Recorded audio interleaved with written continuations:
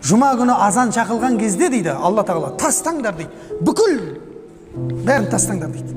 Фасау иля зикрилля, Алланы еске алуға қарай асығыңдар, ұмтылыңдар, жүгіріңдер дейді Алла тағала. Таста пайдасы жоқ бәрібір, именно сол уақыттағы берекет жоқ бәрібір.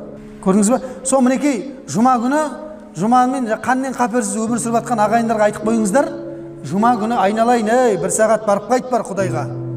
Ана ризығыңды беріп жатқан сол Құдай ғой саған. Қаласа қысып тастайды ризығыңды, ал сосын барып келесің. Обязательно қысқан кезде келу керек емес шығар Құдай. Қыспай тұрып келу керек шығар. Алла кең кезіңде еске алсай мені дейді.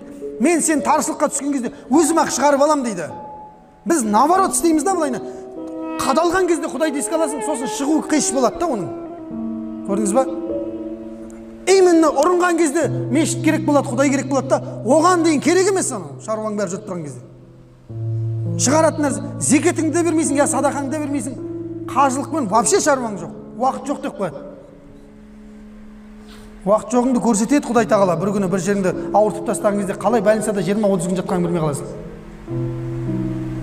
Құдаймен ойнауға болмайды, құлшылықпен ойнауға болмайды. Ойыныңды осып алады. Құдай осатын болса, адам жөндей алмайды деп баяғыда Абдуғаппар Садидан еді марқұм. Құдай ұратын болса, адам оны жөндей алмайды дейді.